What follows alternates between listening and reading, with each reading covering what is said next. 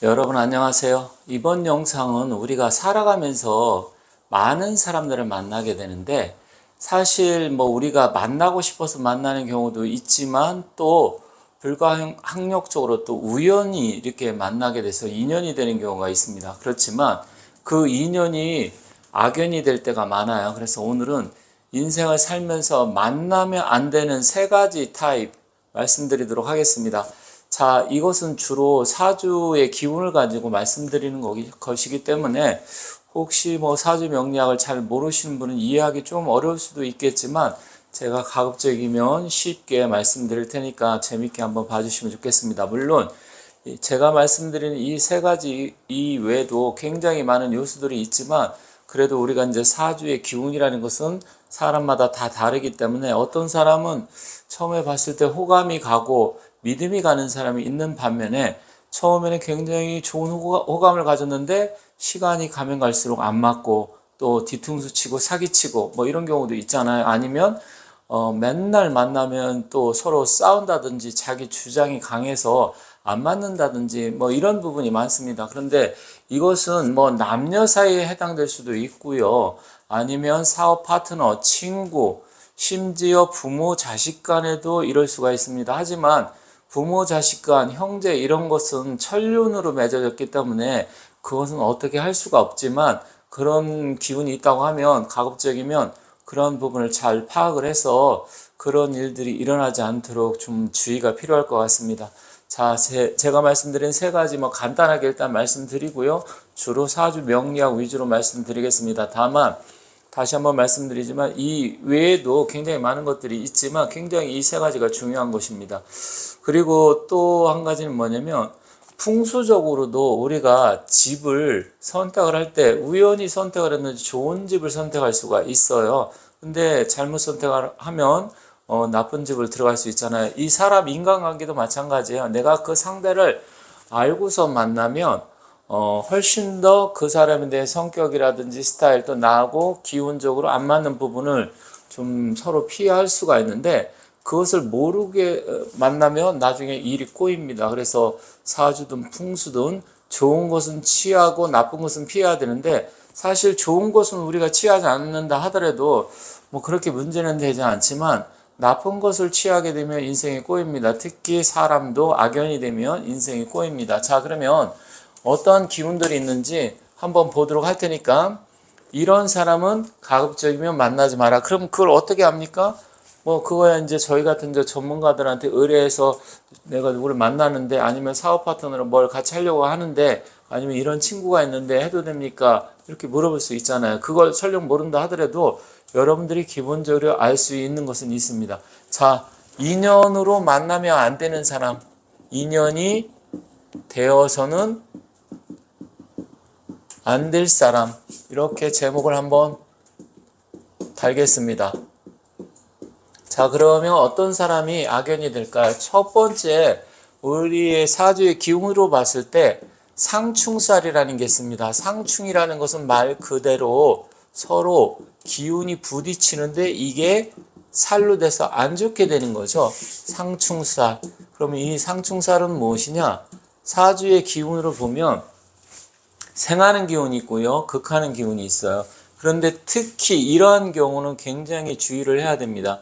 태어난 날이 자기가 갑인일 날 태어났는데 상대방이 내가 만나는 사람이 경신일 날 태어났다. 이렇게 되면 하늘의 기운과 땅의 기운이 모두 부딪히는 거예요. 갑경충, 인신충.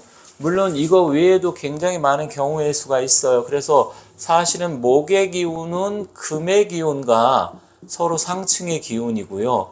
화라는 것은 이제 수의 기운과 이렇게 상충이 되는데 물론 무조건 화하고 수가 상충이 되고 목과 금이 상충이 되느냐 그건 아니에요. 경우에 따라서는 조금 필요할 수도 있어요. 왜냐면 나무가 무성하게 자라면 이 도끼가 필요합니다. 그럴 때는 좀 필요는 해요. 하지만 근본적으로 이렇게 내가 태어난 날에 하늘의 기운도 목이고 땅의 기운도 목인데 상대는 금, 둘 다 하늘의 기운, 땅의 기운이 다 금이다. 그러면 이런 경우는 굉장히 사사건건 부딪힐 경우가 많습니다. 특히 부부 사이에 나는 갑인일주인데 상대 배우자는 경신일주다 이러면 굉장히 곤란합니다. 그래서 이러한 경우 같은 경우는 가급적이면 깊은 인간관계를 맺기보다는 그냥 거리를 두면서 어느 정도 뭐 유대관계는 맺겠지만 깊은 사이까지 가면 안 좋다. 특히 남녀 사이 부부 인연을 맺게 되면 좋게 끝나는 경우가 많지 않습니다. 그런데 여성 입장에서 만약에 나는 갑인일라 태어났는데 남자가 경신일주다 그러면 남자의 기운이 더 강하잖아요. 그러면 그것 또한 남편 때문에 굉장히 피곤하게 됩니다. 그런데 반대로 남자가 갑인일주인데 여자가 경신일주다, 이것도 부인 때문에 굉장히 곤란합니다. 그래서 말씀드렸듯이 하나하나 다 말씀드리려고 하면 시간이 많이 걸리는데 일단 큰 틀에서 말씀드리고 디테일한 부분은 제가 따로 시간 내서 하나하나 나중에 다시 영상으로 올리도록 하겠습니다. 그래서 큰 틀은 뭐냐?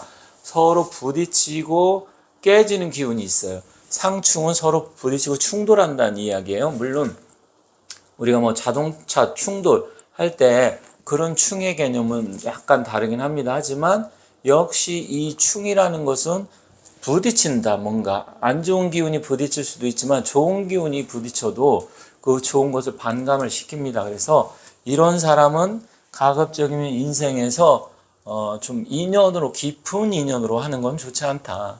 그냥 아는 인간관계 정도면 모르겠지만 일단 피하라. 그러면 두 번째로는 상극. 이번엔 극을 당하는 겁니다. 상충은 서로 부딪혀서 서로 피해를 주는 거지만 극을 받는 것은 일방적인 관계가 될 수 있어요.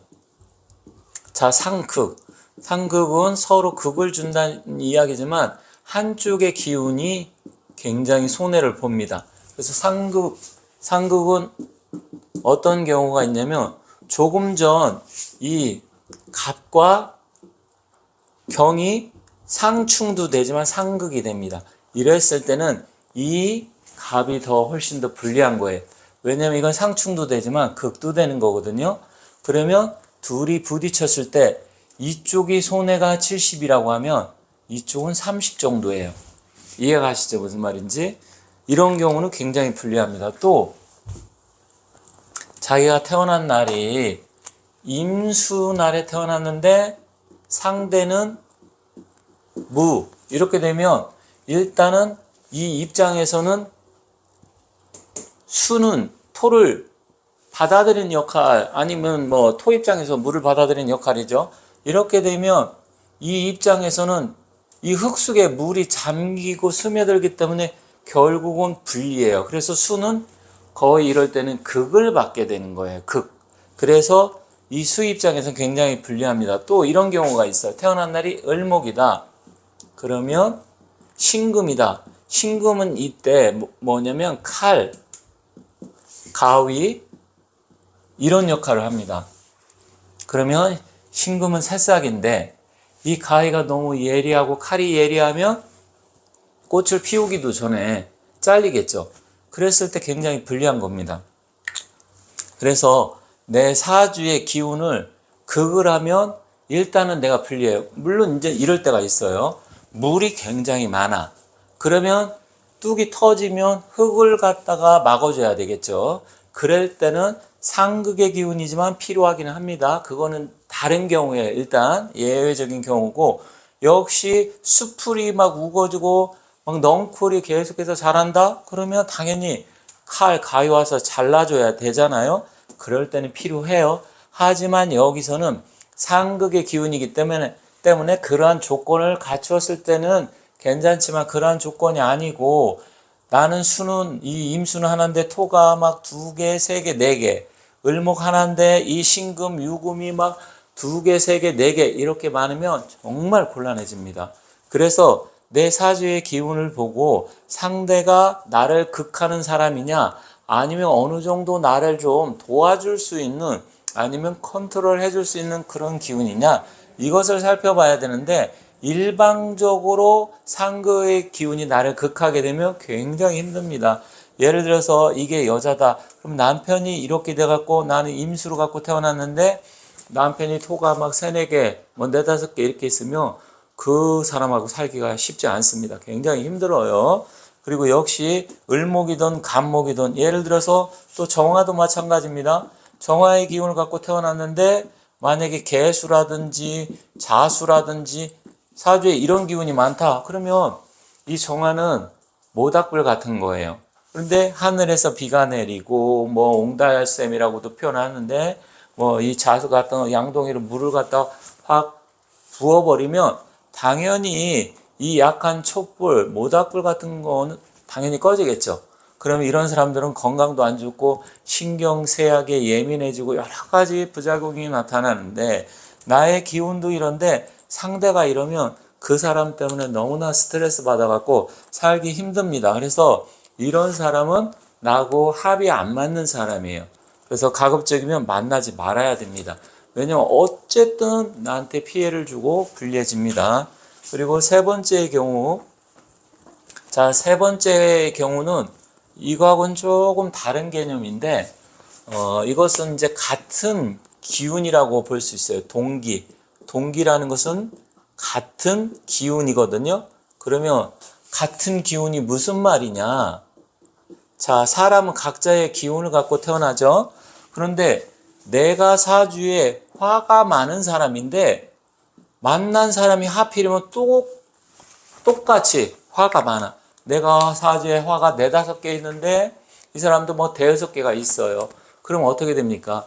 불이 나면 불을 꺼줘야 되겠죠. 그럴 때 아까 말씀드린 수가 물이 있어서 꺼준다든지 아니면 하늘에서 비가 내려준다든지 뭐 이래야 되는데 화가 있는데 똑같이 화가 많아. 그러면 어떤 일을 할 때 서로 투쟁이 강하고 또 이렇게 같은 기운이 강하면 서로 경쟁 심리가 생기기 때문에 나중에 싸움을 많이 하게 되고 안 맞아요.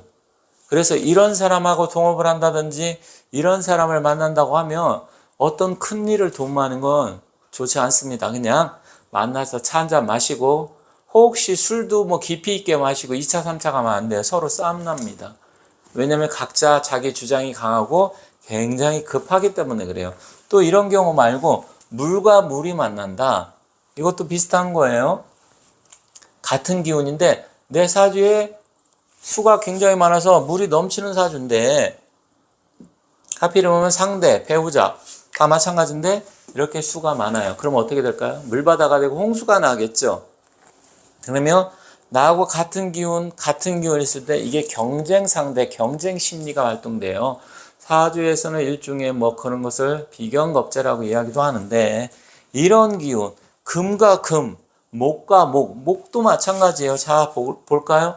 목은 나무나 숲인데 또 그 옆에 땅은 뭐 넓지 않은데 이렇게 나무들이 또 옆에 자라고 숲풀이 자라. 그럼 어떻게 할까요? 내가 그 숲풀보다 높이 올라가야 되잖아요. 그러면 경쟁 상대가 되기 때문에 굉장히 힘든 거예요. 쉽게 말해서 내가 장사를 해서 해장국집 하는데 앞집에 또 해장국집이 생기는 거야. 내가 카페를 하는데 커피숍이 또 옆에 나보다 더 큰 커피숍이 생기는 거야. 그게 다 같은 기운이에요. 그래서 이런 경우, 그런데 이것은 장사뿐만 아니라 사람을 만날 때도 마찬가지예요. 내가 이 수기가 많은 사람인데 어떻게 알게 된 사람이 수기가 많아. 그러면 처음에는 이런 생각이라든 사상이 좀 비슷한 것 같아서 쟤는 나하고 좀 뭔가 비슷한 것 같네 하지만 결론적으로는 그게 나중에는 서로 경쟁 심리가 활동해서 사이가 벌어지게 되고 나쁘게 됩니다. 그래서 이렇게 해서 이 세 가지가 만약에 모두 해당된다. 그러면 굉장히 복잡해집니다. 그래서 어쨌든 이러한 기운이 있는 사람 이 외에도 많아요. 그래서 세상의 모든 이치는 피흉치길이다. 즉 좋은 것은 선택을 하고 그 다음에 흉한 것은 피한다. 그런데 피흉치길 이 흉한 것을 피하는 게 좋은 거 취하는 것보다 우선입니다. 그래서 어쨌든 이런 부분을 알고 여러분들이 이 몇 가지 이런 정도만 사주를 깊이 있게 명리학을 깊이 있게 모른다 하셔도 이 정도만 알고서 사람을 상대를 한다고 하면 훨씬 더 도움이 됩니다. 그래서 어떤 큰일을 하든지 사람을 만났을 때 가급적이면 그냥 단순하게 만나고 이야기하고 뭐 차 한잔 마시는 이런 사이라고 하면 굳이 볼 필요가 없지만 중요한 일을 한다든지 어떤 계약 관계를 한다든지 뭐 동업 관계를 한다든지 아니면 뭐 연애를 한다든지 뭐 여러 가지 다양한 일들이 일어날 수 있는데 그런 일을 할 때는 가급적이면 이러한 기운을 좀 살펴보고 만나시는 게 좋다 이렇게 말씀드리면서 마치도록 하고요. 나중에 이제 시간이 될 때 하나하나 예시를 들어가면서 추가적으로 말씀드리도록 하겠습니다. 자, 지금까지 시청해 주셔서 감사합니다.